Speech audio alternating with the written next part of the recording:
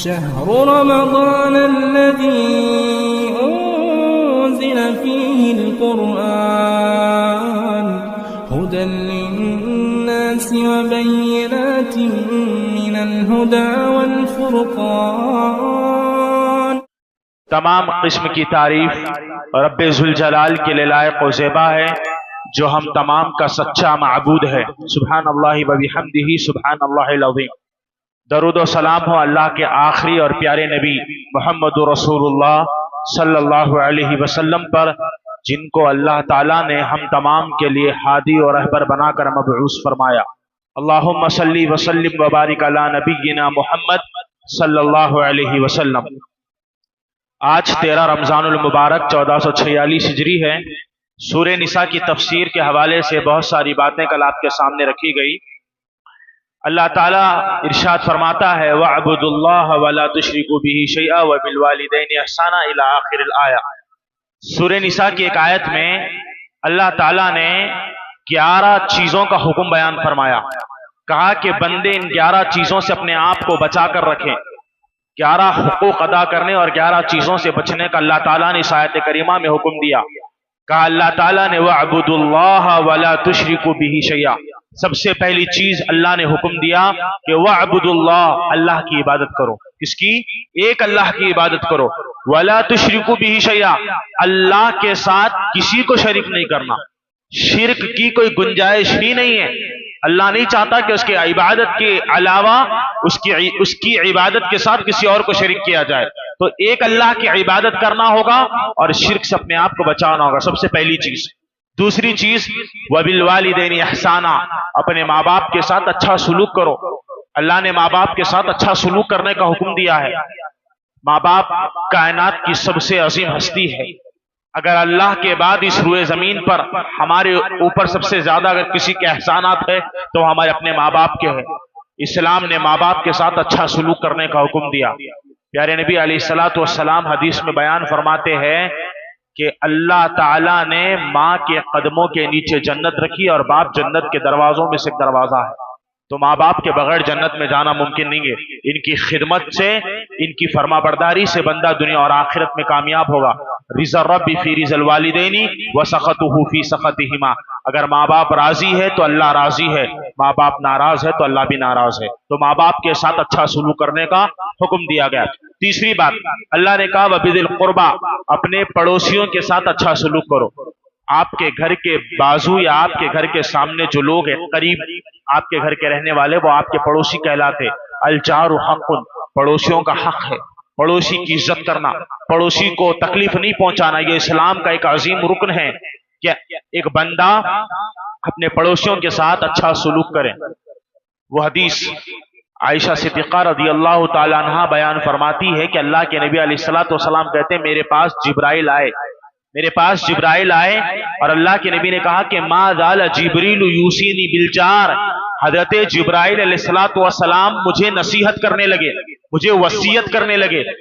کون کہہ رہے ہیں؟ اللہ کے نبی صلی اللہ علیہ وسلم کہہ رہے ہیں۔ پیارے نبی کہتے ہیں کہ حضرت جبرائیل میرے پاس آئے اور مجھے پڑوسیوں کے ساتھ اچھا سلوک کرنے کی وصیت کرنے لگے۔ ما زال جبریل، اتنی بار حضرت جبرائیل نے مجھے وصیت کی کہ مجھے ڈر ہوا حتی ظننت سیورثہ، کہیں جبرائیل یہ نہ بول دے کہ اللہ کے رسول پڑوسیوں کی عزت کرو، کیونکہ آپ کے وراثت کے مال میں پڑوسیوں کا بھی حق ہے۔ اللہ اکبر۔ مال کا وارث کون ہوتا ہے؟ اولاد ہوتی ہے۔ حضرت جبرائیل مجھے اتنی وصیت کرنے لگے، مجھے ڈر ہوا کہیں جبرائیل یہ نہ بول دے کہ وہ آپ کے مال کا وارث بن جائے گا۔ اللہ کے نبی علیہ السلام حدیث میں فرماتے ہیں واللہ لا یؤمن، واللہ لا یؤمن، واللہ لا یؤمن۔ پیارے نبی صلی اللہ علیہ وسلم 3 مرتبہ اللہ کی قسم کھا کر کہتے ہیں، پیارے نبی اللہ کی قسم کھا کر یہ بات بیان کرتے ہیں کہ اللہ کی قسم وہ بندہ مومن نہیں ہے، اللہ کی قسم وہ بندہ مومن نہیں ہے، اللہ کی قسم وہ بندہ مومن نہیں ہے۔ صحابہ کرام پریشان ہو گئے، خوف میں مبتلا ہو گئے۔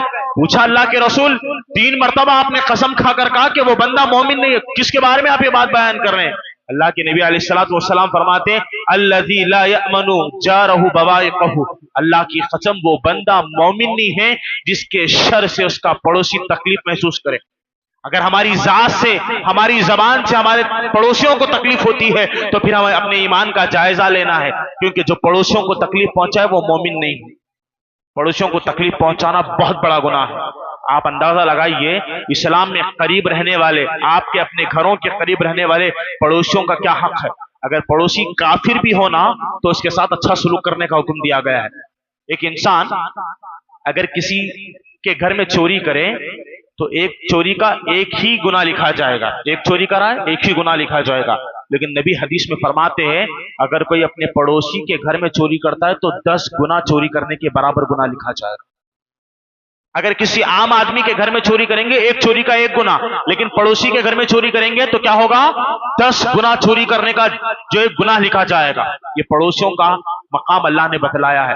اللہ کے نبی علیہ الصلوۃ والسلام فرماتے من کان یؤمن باللہ والیوم الآخر، جو اللہ پر اور آخرت کے دن پر ایمان رکھتا ہے فلیکرم جارہ، اپنے پڑوسیوں کی عزت کرے۔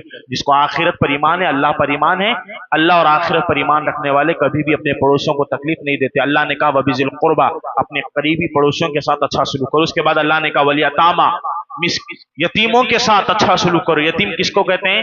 جن کے بچپن میں جن کے ماں باپ یا باپ مر جاتے ہیں، جوانی سے پہلے جن لڑکا یا لڑکی کے والد مر جاتے ہیں، ایسے لڑکے اور لڑکیوں کو یتیم کہا جاتا ہے۔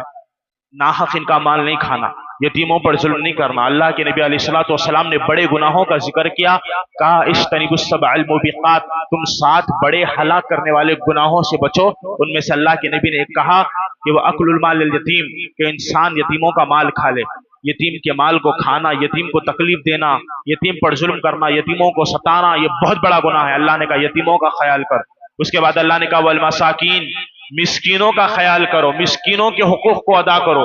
مسکین کون ہے؟ جی کوئی جانتے ہیں مسکین کسے کہتے ہیں؟ اسلام کی تعریف میں مسکین کون ہے؟ جی جی جس کے پاس مال نہیں ہے، جی یہ ہے اصل مسکین کی تعریف۔ غریب وہ، فقیر وہ جس کے پاس نہیں ہے، مانگ لیتا ہے، مانگنے کے بعد انسان اس کو دے دیتا ہے، اس کو فقیر کہا جاتا ہے۔ مسکین وہ جس کو پیسوں کی ضرورت ہوتی ہے، جس کو اناج اور غلے کی ضرورت ہوتی ہے، مگر مارے عزت کے وہ کسی کے سامنے ہاتھ نہیں پھیلاتا، اس کو مسکین کہا جاتا ہے۔ اور اللہ نے مسکینوں کا خیال کرنے کا حکم دیا، وہ جو شرم اور حیا کی وجہ سے لوگوں کے سامنے مانگتا نہیں ہے لیکن مجبور ہوتا ہے، اس کا چہرہ دیکھ کر کے تم اس کو دیا کرو، کیونکہ وہ مسکین ہے، وہ ضرورت مند ہے، اس کو ضرورت ہے لیکن وہ مانگتا نہیں ہے شرم کی وجہ سے، ایسے لوگوں کو دینے کا حکم دیا گیا۔ اس کے بعد اللہ نے کہا والجار ذی القربى، ایسے لوگ جو آپ کے ساتھ اٹھتے بیٹھتے ہیں، آپ کے دوست ہیں، آپ کے پڑوسی، ان کا خیال کرو۔ اس کے بعد اللہ نے کہا والجار الجنب، ایسے پڑوسی جو دور رہتے ہیں، ایک وہ پڑوسی جو آپ کے گھر کو لگ کر ہے، آپ کے گھر کے قریب ہے، کچھ پڑوسی ہیں جو گھر سے دور ہوتے ہیں، وہ بھی آپ کے پڑوسی ہیں، ان کا بھی خیال کرو۔ والصاحب بالجنب، دوستوں کا خیال کرنے کا حکم دیا گیا، دوستوں کے حقوق کو ادا کرنا، دوستوں کو برائی سے روکنا، بھلائی کی طرف بلانا۔ وابن السبیل، مسافروں کی مدد کرنا، جو مسافر ہیں سفر کر کے آپ کے پاس آیا ہے، ان مسافروں کے حقوق کو ادا کرنا۔ مسافر کا کیا حق ہے؟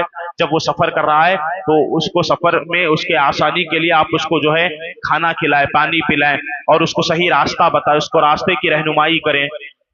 وما ملکت ایمانکم، اسی طرح اپنے ماتحت رہنے والے نوکروں کے ساتھ، غلاموں کے ساتھ اچھا سلوک کریں۔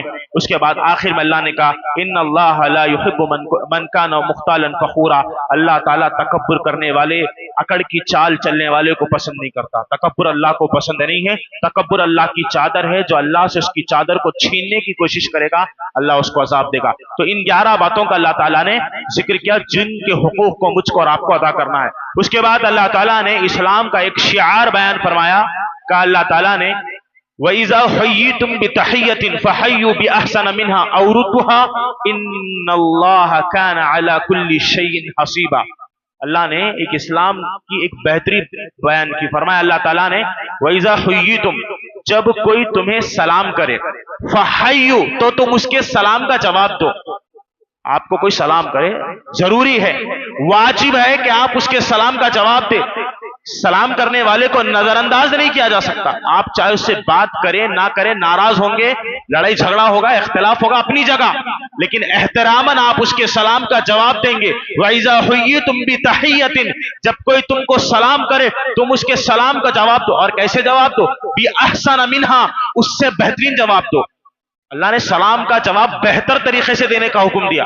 مثال کے طور پر کوئی آدمی آیا ہے یا کسی انسان نے آپ کو سلام کیا، اس نے کہا السلام علیکم، تو آپ کیا جواب دیں گے؟ اللہ نے کہا بھی احسن منہا، بہترین جواب دو. اسے السلام علیکم کہا، آپ کہو وعلیکم السلام ورحمۃ اللہ وبرکاتہ. اس نے تھوڑا سلام کیا، آپ پورا سلام کرو. اس نے منہ چڑھا کر کے سلام کیا، آپ خوش مزاجی کے ساتھ سلام کا جواب دو. اللہ کہتے ہیں سلام کا جواب دو. سلام کا جواب دینا بہت ضروری ہے. کیوں؟ کیونکہ جو سلام ہے، السلام، یہ اللہ کے ناموں میں سے ایک نام ہے.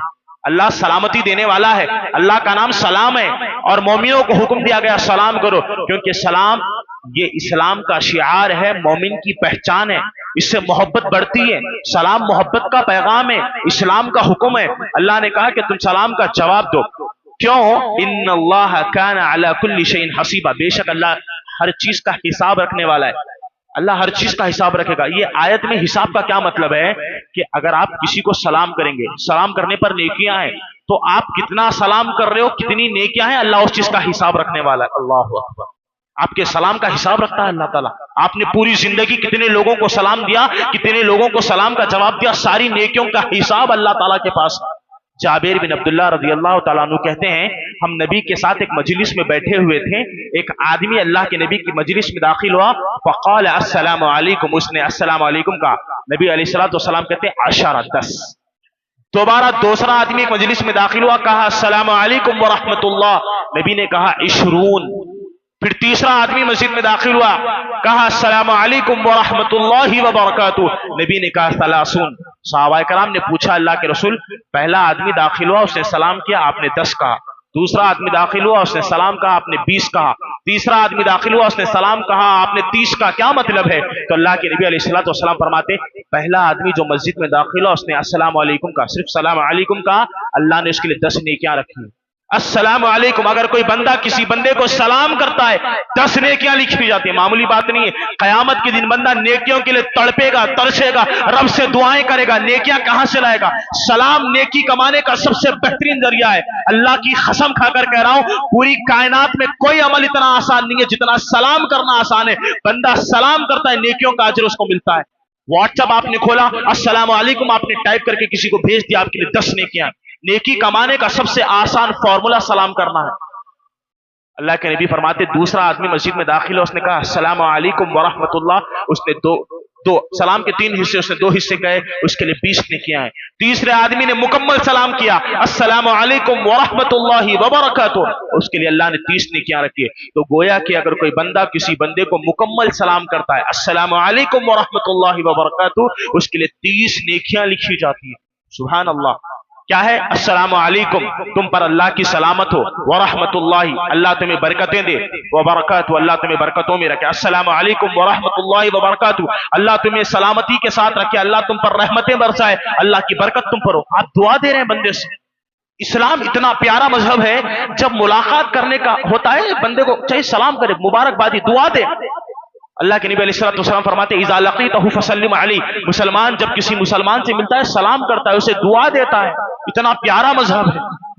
اگر آپ سے کہا جائے کہ ایک بہت آسان جاب ہے، بہت آسان جاب ہے، کرنا کچھ نہیں، خالی بیٹھنا ہے اور آپ کو ماہانہ 90,000 روپے دیا جائے گا، آپ کریں گے؟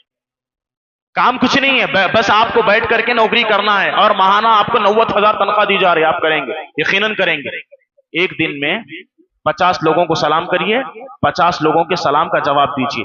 ایک دن میں اگر آپ 100 لوگوں کو سلام کریں گے یا جواب دیں گے تو کل ملا کر کے ایک دن کی نیکیاں آپ کی 3,000 کی ہوگی. اور اسی طرح 30 دن پورے مہینے آپ سلام کرتے رہیں گے 100 لوگوں کو تو آپ کو 90,000 نیکیاں لکھی جائے گی. آپ کے لیے لاکھوں کی نیکیاں آپ کما سکتے ہیں اس کے ذریعے. آپ کو اندازہ نہیں ہے سلام کے ذریعے بندہ کتنی نیکیاں کما سکتا ہے.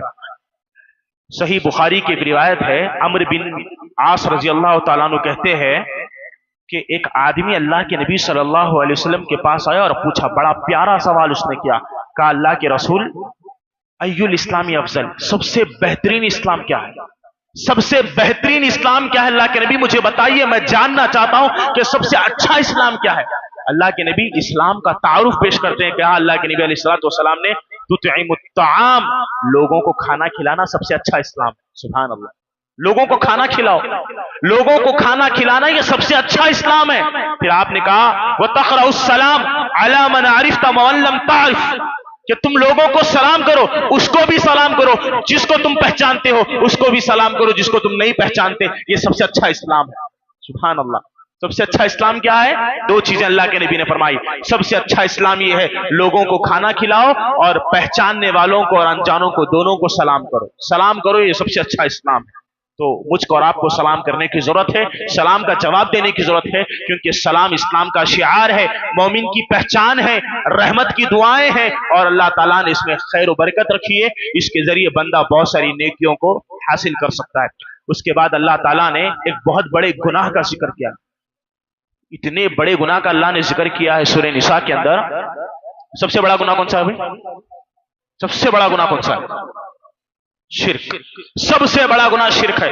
لیکن جس گناہ کی میں بات کر رہا ہوں نا، یقیناً شرک بڑا گناہ ہے، لیکن یہ جو گناہ بیان کیا جا رہا ہے، اللہ نے اس گناہ کے بارے میں جتنی وعیدیں نازل کی ہے، جتنا ڈرایا ہے اللہ تعالیٰ نے اس گناہ کے بارے میں، شرک کے بارے میں بھی پوری قرآن میں اللہ نے اتنا نہیں ڈرایا۔ شرک یقیناً بڑا گناہ ہے، لیکن شرک کے بارے میں اتنی خطرناکی نہیں بیان کی گئی جتنی خطرناکی اللہ نے اس گناہ کے بارے میں بیان کی۔ اور وہ کیا ہے؟ کسی مومن کا ناحق قتل کر دینا، کسی مومن کا خون بہانا، کسی مومن نفس کا قتل کرنا اتنا بڑا گناہ ہے۔ اللہ نے 5 دھمکیاں دی اس کو، کتنی؟ 5۔ کہا اللہ تعالیٰ نے وَمَن يَقْتُلْ مُؤْمِنًا، جو کسی مومن کا قتل کرتا ہے متعمدًا، جان بوجھ کر اگر کوئی کسی مومن کا قتل کرتا ہے، فَجَزَاؤُهُ جہنم، سب سے پہلی وعید اللہ یہ ہے فَجَزَاؤُهُ جہنم، اس کا ٹھکانہ جہنم ہے، قتل کرنے والا جہنم میں جائے گا، جہنمی ہے وہ جو کسی مومن کا خون بہائے۔ فَجَزَاؤُهُ جہنم، پہلی وعید جہنم میں جائے گا۔ اس کے بعد اللہ نے کہا خالداً، ہمیشہ جہنم میں رہے گا۔ اللہ اکبر، کوئی کسی مومن کا قتل کرے گا، پہلی وعید جہنم میں جائے گا، دوسری خالداً، ہمیشہ جہنم میں رہے گا، جب تک اللہ اس پر رحم نہیں کرے گا وہ جہنم سے نہیں نکالا جائے گا، ہمیشہ جہنم میں رہے گا۔ تیسرا اللہ نے کہا وَغَضِبَ اللَّهُ عَلَيْهِ، اس پر اللہ کا غصہ نازل ہو چکا ہے، اللہ اس پر اپنا غضب نازل کر چکا ہے، وہ اللہ کی رحمتوں سے دور چلا جائے گا، اس پر اللہ کا غصہ ہوگا قتل کرنے والا۔ چوتھا وَأَعَدَّ لَهُ وَلَعْنَهُ، اس پر اللہ کی لعنت ہے، اللہ لعنت بھیجتا ہے، اس کے فرشتے لعنت بھیجتے ہیں قتل کرنے والے پر۔ وَأَعَدَّ لَهُ عَذَابًا مُهِينًا، اللہ تعالیٰ نے ایسے لوگوں کے لیے رسوا کرنے والا دردناک عذاب تیار کر رکھا۔ کتنی وعیدیں؟ جو کسی مومن کا قتل کرے اس کا ٹھکانہ جہنم ہے، وہ ہمیشہ جہنم میں رہے گا، اس پر اللہ کا غصہ ہوگا، اس پر اللہ کی لعنت ہوگی، اور ایسے لوگوں کے لیے اللہ نے دردناک عذاب تیار کر رکھا۔ ڈرنا چاہیے، مومن کا قتل کرنا، مومن کو تکلیف پہنچانا بہت بڑا جرم ہے۔ اس کے بعد اللہ تعالیٰ نے عیسیٰ علیہ السلام کے حوالے سے ایک بات کہی۔ ہم تمام کا عقیدہ ہے کہ عیسیٰ علیہ السلام زندہ ہے، عیسیٰ کیا ہے؟ زندہ ہے، لیکن یہود و نصارہ کا عقیدہ ہے کہ عیسیٰ وفات پا چکے ہیں۔ اللہ تعالیٰ نے قرآن مجید میں کہا وَقَوْلِهِمْ إِنَّا قَتَلْنَا الْمَسِيحَ، یہودیوں نے کہا کہ ہم نے عیسیٰ کا قتل کر دیا ہے، نعوذ باللہ۔ دیکھیے یہود کتنی بدبخت قوم، انہوں نے انبیاء کا قتل کیا ہے۔ اللہ نے یہودیوں کا قول ذکر کیا کہا؟ یہودیوں نے کہا کہ ہم نے عیسیٰ کا قتل کر دیا ہے، جبکہ انہوں نے عیسیٰ کا قتل نہیں کیا۔ المسیح، عیسیٰ علیہ السلام کو مسیح کہا جاتا ہے۔ مسیح کا معنی ہاتھ پھیرنے والا، ہاتھ پھیرنے والے کو مسیح کہا جاتا ہے۔ عیسیٰ علیہ السلام کو اللہ نے معجزہ دیا تھا، وہ بیماروں پر ہاتھ پھیرتے تو بیمار آدمی شفایاب ہو جاتا تھا، مردوں پر ہاتھ پھیرتے تو مردے زندہ ہو جاتے تھے۔ تو عیسیٰ علیہ السلام کو اس لیے مسیح کہا جاتا ہے کیونکہ ہاتھ پھیرنے والے تھے۔ تو یہودیوں نے کہا کہ ہم نے عیسیٰ کو قتل کر دیا ہے۔ جب عیسیٰ علیہ السلام کے دور میں حکومت کی طرف سے یہ فیصلہ ہوا کہ حضرت عیسیٰ کو قتل کر دیا جائے، تو عیسیٰ علیہ السلام ایک گھر میں چھپ گئے۔ تو ایک آدمی نے کہا کہ میں جانتا ہوں کہ عیسیٰ کہاں ہے۔ تو لوگ عیسیٰ علیہ السلام کو قتل کرنے کے لیے اس گھر میں داخل ہوئے۔ جب وہ آدمی جس نے عیسیٰ علیہ السلام کے قتل کی خبر یہودیوں کو دی تھی، وہ آدمی جب کمرے میں داخل ہوا، اللہ نے کہا کہ وَلَكِنْ شُبِّهَ لَهُ، ہم نے عیسیٰ کی شکل اس آدمی کو دے دی، بل رفعہ اللہ، اللہ نے عیسیٰ کو اٹھا لیا۔ کھڑکی کے ذریعے اللہ نے عیسیٰ کو کمرے سے اٹھا لیا، اور جو آدمی کمرے میں داخل ہوا تھا اللہ نے اس کی شکل को ईसा की शक्ल में तब्दील कर दिया। जब यहूदी कमरे में दाखिल हुए तो समझा कि यही ईसा अलैहिस्सलाम है। चेहरा देख लिया, वो आदमी कह रहा था मैं ईसा नहीं हूं, लेकिन यहूदियों ने कहा तुम झूठ बोलते, तुम ही ईसा हो। तो उन्होंने क्या किया, उसको सूली पे लटका दिया और उसका कत्ल कर दिया, और ये समझा कि हमने ईसा अलैहिस्सलाम का कत्ल कर दिया। अल्लाह ने कहा वमा क़तलूहु वमा सलबूहु, उन लोगों ने ना तो ईसा का कत्ल किया, ना तो ईसा को सूली पर चढ़ाया, वलाकिन शुब्बिह लहुम, बल्कि हमने उस आदमी को ईसा की शक्ल दे दी जिन्होंने उसको कत्ल कर दिया, और ये समझा कि हमने ईसा का कत्ल कर दिया है। व इन्नल लज़ीना इख्तलफू फी, वो शक में पड़ गए, लफी शक्किन मिनहुम, उनको शक हो गया कि हमने ईसा को कत्ल किया या नहीं किया, लेकिन लोगों की जमात ने कहा यकीनन हमने ईसा को कत्ल किया। अल्लाह कहता है वमा क़तलूहु यकीना, यकीनन उन्होंने ईसा का कत्ल नहीं किया। अल्लाह ने ईसा को आसमानी दुनिया पर अपने पास उठा लिया। इन्नल्लाह अजीजन हकीमा, बेशक अल्लाह ताला जबरदस्त हिकमत करने वाला बड़ा है। तो अल्लाह ताला ने ईसा अलैहिस्सलाम को उठाया। ईसा अलैहिस्सलाम जिंदा है, क़यामत के करीब आएंगे, और ये आपका दुनिया में आना क़यामत की बहुत बड़ी अलामत है। अल्लाह के नबी ने क़यामत की 10 बड़ी अलामतें जिक्र की। क़यामत की 10 बड़ी अलामतों में से एक अलामत क्या है? हज़रत ईसा अलैहिस्सलाम का दुनिया में आना। ईसा दुनिया में आएंगे और दावत का काम करेंगे, शादी करेंगे, आपकी औलाद होगी, फिर आपको दफनाया जाएगा। यह हदीसों से साबित है। अब देखिए, एक नबी जब दुनिया में आएगा, हज़रत ईसा अलैहिस्सलाम आएंगे, यकीनन आएंगे, हमारा अकीदा है ईसा जिंदा है और आएंगे। जब हज़रत ईसा दुनिया में आएंगे, नबी बनकर नहीं आएंगे, मोमिन बनकर आएंगे, उम्मती बनकर आएंगे, क्योंकि अल्लाह के नबी अलैहिस्सलाम ने क्या कहा था? अना खातिमुन नबिय्यीन ला नबी अबादी, प्यारे नबी ने कहा था कि मैं आखिरी नबी हूं, मेरे बाद कोई नबी नहीं आएगा, नबूवत का दरवाजा बंद हो चुका है। अब ईसा अलैहिस्सलाम दुनिया में यकीनन आएंगे, वो एक अल्लाह के मुअज़्ज़ज़ नबी है, लेकिन जब दुनिया में आएंगे अल्लाह के रसूल के उम्मती बनकर आएंगे, मोमिन बनकर आएंगे, नबी बनकर नहीं आएंगे। ईसा दुनिया में आएंगे, नबूवत का दावा नहीं करेंगे, क्योंकि जानते हैं कि नबूवत का दरवाजा बंद हो चुका है। तो दुनिया में जितने लोग ये बोलते हैं कि मैं अल्लाह का आखिरी रसूल हूं या मैं ईसा हूं, वो सब झूठे हैं, दज्जाल है, कज़्ज़ाब है, कायनात का सबसे बड़ा झूठा है वो जो अपने आप को नबी कहे। तो ईसा दुनिया में आएंगे, मोमिन बनकर आएंगे, और ईसा का इस उम्मत में उम्मत मोहम्मदी बनकर आना खुद इस उम्मत के लिए बहुत बड़े शर्फ की बात है, नहीं है? बहुत बड़े एजाज की बात है। सारी उम्मतें गुजर गई, इस उम्मत की खुसूसियत यह है कि ईसा हमारे दरमियान हम जैसे होंगे, उम्मती बनकर आएंगे, इस उम्मत के लिए बड़े एजाज की बात होगी। उसके बाद अल्लाह ताला ने सूरे निसा में नमाज के हवाले से एक बहुत बड़ा कानून बयान किया, वो ये है इन्नस्सलाता कानत अलल मुमिनीना किताबम मौकूता, बेशक हमने नमाजों को वक्त पर फर्ज कर दिया है। नमाजें फर्ज है, यकीनन नमाज फर्ज है। कब फर्ज है? जब चाहे, मर्जी से नहीं, वक्त मुकर्ररा पर। हर चीज का एक वक्त है। वक्त की अहमियत इस्लाम में क्या है? देखिए, इस्लाम में वक्त की अहमियत है, और इस्लाम में वक्त की क्या अहमियत है? अल्लाह ने इबादतों को वक्त के साथ खास कर दिया। ये वक्त है, इसी वक्त में इबादत करना। वक्त चले गया, आप इबादत नहीं कर सकते, या वो इबादत का वो सवाब आप हासिल नहीं कर सकते जो वक्त पर अदा किया जाता है। मिसाल के तौर पर हज का एक वक्त है, जिलहिज्जा, हज का महीना है, हज के महीने में हज करना। बाकी दिनों में हज कर सकते हैं? नहीं कर सकते। हज का एक वक्त है, आप हज के महीने में हज करेंगे, आपको हज का सवाब मिलेगा, बाद में आप हज नहीं कर सकते। अल्लाह ताला ने ज़कात फर्ज की, साल में एक मर्तबा ज़कात देंगे आप, ज़कात का वक्त फर्ज। अल्लाह ने हर चीज का वक्त मुकर्रर कर दिया। नमाज का भी एक वक्त है, वक्त मुकर्ररा पर नमाज पढ़ना ये फर्ज है। वक्त पर नमाज नहीं पढ़ेंगे, अल्लाह ताला आपको सवाब से महरूम कर देगा। नमाज की इतनी बड़ी अहमियत है इस्लाम में। अल्लाह ने कुरान, कितनी आयतें हमने पढ़ी नमाज के ताल्लुक से। अल्लाह ने बार बार का नमाज कायम करो, नमाज पढ़ो, नमाज पढ़ो। ये नमाज क्या है? अल्लाह के नबी एक जुमले में नमाज के बारे में कहते, मन तरकस सला, जिसने नमाज छोड़ दी, जिसने नमाज छोड़ दी, फला दीन लहू, उसका कोई दीन नहीं। अल्लाहु अकबर कबीरा। जिसने नमाज छोड़ दी उसका दीन बर्बाद हो गया, उसका ईमान बर्बाद हो गया। क्यों? क्योंकि दीन की असास और बुनियाद नमाज है। जो नमाज पढ़ेगा मोमिन होगा, जो नमाज छोड़ देगा वो काफिर हो जाएगा। नमाज छोड़ना कुफ्र है। तो अल्लाह के नबी फरमाते जिसने नमाज छोड़ दी वो महरूम हो गया ईमान से, उसका कोई दीन नहीं है। और नमाज कब पढ़ना चाहिए? इन्ना सलाता कानत अलल मुमिनीना किताबम मौकूता, हमने नमाज को वक्त पर फर्ज किया है। वक्त मुकर्ररा पर नमाज पढ़ना जरूरी है। जंगे खंदक के मौके पर अल्लाह के नबी अलैहिस्सलातु वस्सलाम दुश्मनों से मुकाबला कर रहे थे। دشمنوں نے نبی کو اتنا مشغول کر دیا کہ اللہ کے نبی علیہ الصلوۃ والسلام نے جب اپنا چہرہ اٹھایا تو دیکھا کہ سورج غروب ہو چکا ہے. نبی صلی اللہ علیہ وسلم نے عصر کی نماز نہیں پڑھی. عصر کا وقت چلا گیا. اللہ کے نبی جس کو اللہ تعالیٰ نے رحمت کائنات بنا کر بھیجا تھا، آپ نے زندگی میں کبھی کسی پر بدعا نہیں کی. آپ تصور کر کے دیکھیے، اللہ کے نبی علیہ الصلوۃ والسلام کو مکی زندگی میں ستایا گیا، آپ نے بدعا نہیں دی. آپ کے صحابہ کو تڑپایا گیا، آپ نے بدعا نہیں دی. آپ کی آنکھوں کے سامنے آپ کی بیٹی زینب کے حمل کو ساخط کر دیا گیا، آپ نے بدعا نہیں دی. آپ کے سامنے مدینہ کی زندگی میں آپ کے چچا حضرت حمزہ کے جسم کے ٹکڑے کر دیے گئے، آپ نے بدعا نہیں دی. آپ کے سامنے آپ کے صحابہ کو شہید کر دیا گیا، آپ نے بدعا نہیں دی.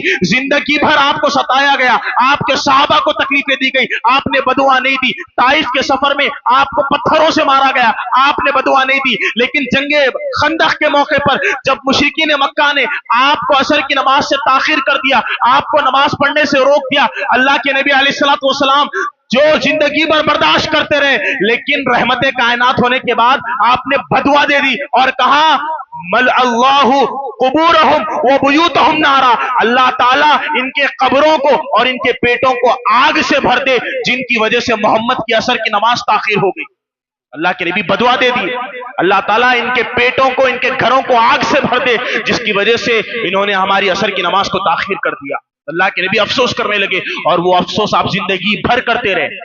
نماز وقت پر پڑھنا چاہیے، جو وقت پر نماز نہ پڑھے تاخیر کر دے تو وہ زندگی بھر افسوس کرے گا، اس کے افسوس کا کوئی فائدہ نہیں. ہمیں نمازوں پر غور و فکر کرنا چاہیے اور اپنی نمازوں کو وقت پر ادا کرنا چاہیے.